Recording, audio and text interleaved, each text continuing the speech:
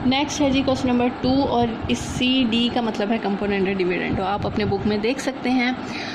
अच्छा, अब ये जो क्वेश्चन है ना बहुत इंपॉर्टेंट है। आप पिछले पास्ट पेपर भी देखेंगे ना तो इसमें से लाजमी एक ना एक क्वेश्चन आया वही होता है। और ये जो है आपके पास फर्स्ट पार्ट से लेके 5th पार्ट तक सेम क्वेश्चन है, मतलब एक मेथड ही है इसमें। तो मैं 2 क्वेश्चंस करूँगी, बाकी आप खुद करेंगे। तो आपने इसे अच्छी तरह से समझ लेना है, ठीक है। अब इस क्वेश्चन में ये होता है कि मैंने आपको पहले भी शायद बताया हो कि जहाँ पे इफ़ होता है ना, इफ़ का मतलब होता है कि इस चीज़ को आपने यूज़ करना है और इस चीज़ की आपने वैल्यू बनानी है। इस क्वेश्चन में हमने इसे यूज़ करते हुए पहले ये चीज़ बनानी होती है और फिर इसका आंसर भी निकालना होता है। तो कैसे निकालेंगे?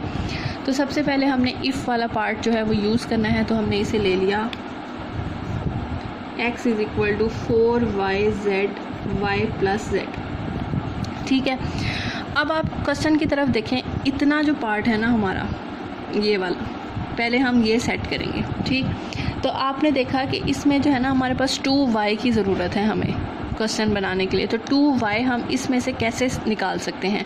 आपने ना इसे स्प्लिट कर देना है। 4 को हम इस तरह लिख सकते हैं ना, 2y और 2z, ठीक है। क्वेश्चन हमें बताएगा कि हमें किस चीज़ की ज़रूरत है। तो हमें सबसे पहले 2y की ज़रूरत है, तो हमने ना इस वैल्यू को स्प्लिट कर देना है।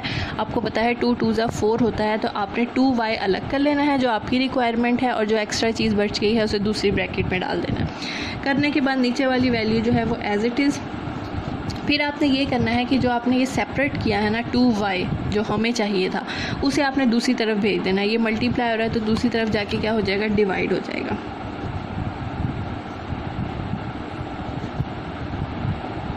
ऐसे बन गया। बनने के बाद अब आपने इसके ऊपर ना कंपोनेंडो डिविडेंडो अप्लाई कर देना है। तो ये बन जाएगा numerator plus denominator, numerator minus denominator, same as it is numerator plus denominator और न्यूमरेटर माइनस डिनोमिनेटर, ठीक है। अप्लाई कर दिया। अप्लाई करने के बाद ये जो ब्रैकेट है इन्हें हम ओपन कर लेते हैं। x - 2y = 2z + y + z, 2z - y - z। फिर फर्दर अगर आपके पास सिंप्लीफिकेशन हो रही है तो सिंप्लीफिकेशन कर लेंगे, ये एज इट इज़। और ये आपके पास आ जाएगा 2z + z 3z + y, 2z - z z - y। ये आपकी ना फर्स्ट पार्ट बन गया। अब ये देखें, ये जो इतना हिस्सा है ये आपके पास सेम एज इट इज़ यही चीज़ है, ठीक है, बन गई है। अब हमने ना ये वाला पार्ट बनाना है, इतना। तो हम क्वेश्चन को दोबारा से स्टार्ट करेंगे, इसके साथ ही लिख रही हूँ ताकि आपको कोई कन्फ्यूजन ना हो। तो इफ़ वाला पार्ट आपने दोबारा लेना है, 4yz y + z। अब इस पार्ट में देखें हमें 2z की ज़रूरत है, तो आपने इस तरह 4yz को स्प्लिट करना है कि 2z अलग हो जाए और 2y अलग, क्योंकि इन्हें मल्टीप्लाई करने से यही वैल्यू बनेगी ना। तो इसलिए जो हमारी रिक्वायरमेंट है 2z वाली, उसे आपने अलग ब्रैकेट में लिख लेना है, जो पीछे वैल्यू बचती है उसे अलग ब्रैकेट में। अगेन जो हमें चाहिए था उसे साइड पे करेंगे। करने के बाद आपने जो है इस पर कंपोनेंडो डिविडेंडो अप्लाई कर देना है।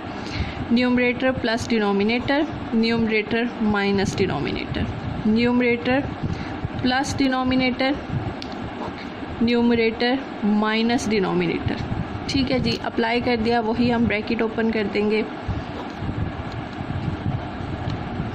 2y + y + z, 2y - y - z। जो सिंप्लीफिकेशन होती है उसे सिंप्लीफाई कर दें।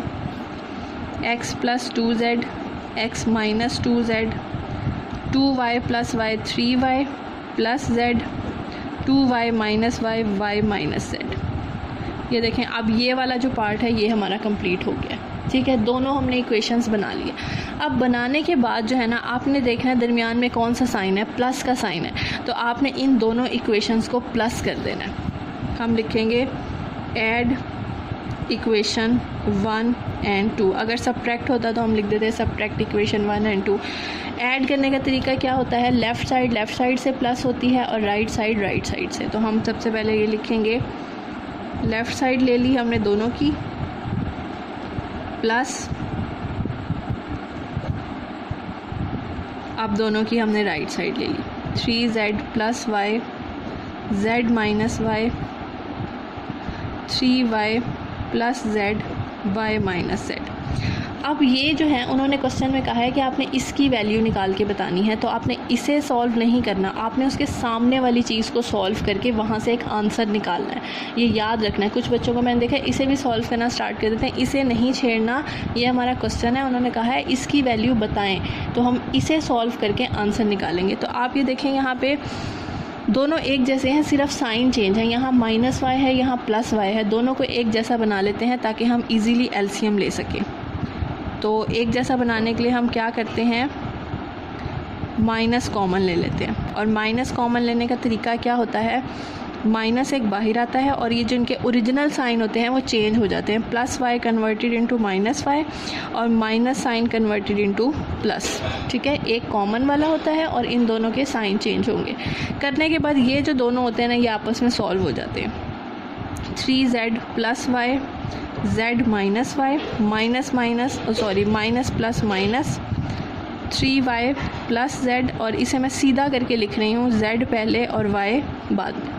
अब आप इसका एलसीएम ले लें, z माइनस वाई ले लिया हमने एलसीएम, ये इससे कैंसिल हो गया। ऊपर वाली value as it is bracket में लिखना है आपने लाजमी, क्योंकि आपके पास ब्रैकेट हमें बताता है कि इसका खोलेंगे तो साइन चेंज होगा।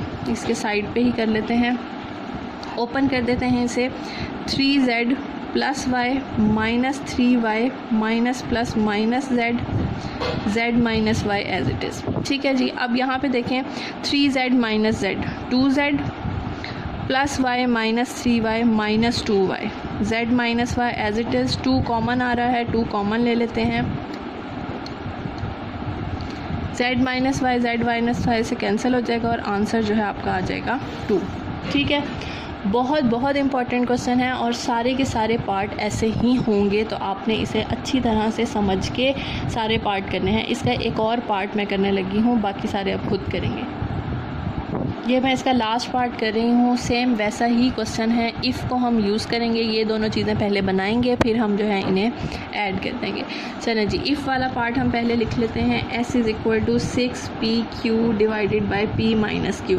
फिर क्वेश्चन की तरफ हम देखेंगे, हमें चाहिए सबसे पहले 3p, तो 6pq में से हमें 3p निकालना है, तो हम उसे कैसे स्प्लिट करेंगे, 3p और 2q, क्योंकि आपको पता है ना 3 2 6 होता है, तो 3p हमने अलग कर लिया और 2q अलग कर लिया। p minus q as it is, जो हमें चाहिए उसे सेपरेट करना है, इधर ले आएंगे 2q as it is, p minus q as it is.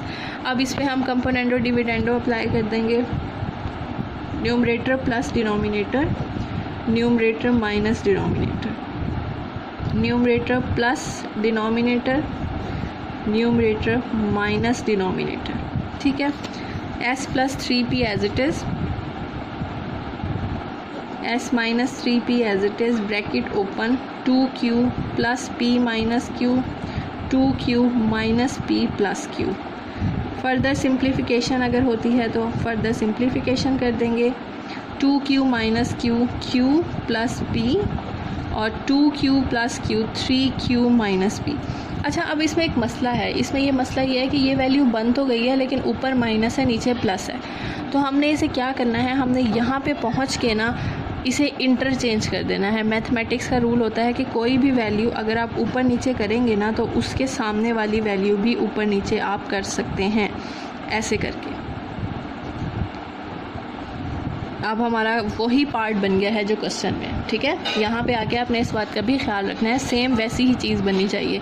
हमारे पास चेंज था तो आपने इसे ऊपर नीचे कर देना है, कर लिया। अब दोबारा से क्वेश्चन स्टार्ट करते हैं और ये वाला पार्ट बनाते हैं। इफ़ लेंगे हम दोबारा से,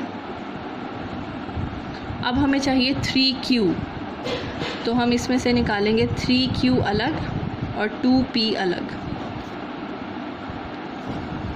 3q को सेपरेट कर देंगे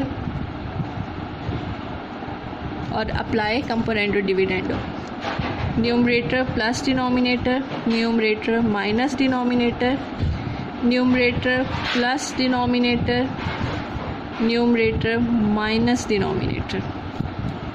further simplification, s plus 3q, s minus 3q, 2p plus P minus Q, 2p minus P plus Q as it is. ये आ जाएगा 2p plus P, 3p minus Q और 2p minus P, p plus Q. ये हमारे पास ऐसा ही है, ऊपर plus है नीचे माइनस है, तो इसे चेंज करने की ज़रूरत नहीं है, ये हमारे पास ऐसे ही आएगा। अब देखें क्वेश्चन में इन दोनों के दरमियान में है प्लस का साइन, तो हमने इन्हें ऐड कर देना है। Add equation 1 and 2, left side add with left side,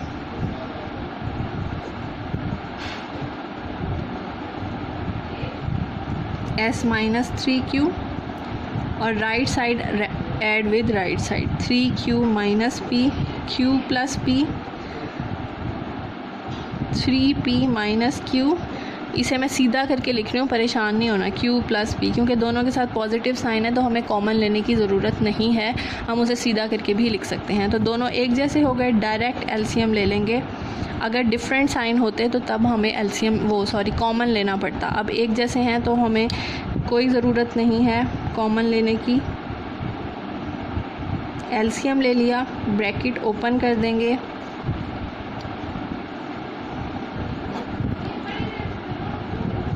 q plus P 3q minus q, 2q, 3p minus p, 2p, q plus p as it is, 2 common, q plus p divided by q plus p cancel out, और जो answer है आपका आ जाएगा 2। ठीक है, सारे same ऐसे ही हैं तो आपको परेशान होने की ज़रूरत नहीं है। तो जो इसके रिमेनिंग पार्ट हैं वो आप खुद करेंगे, कोई भी कन्फ्यूजन हो तो आप मुझसे पूछ सकते हैं।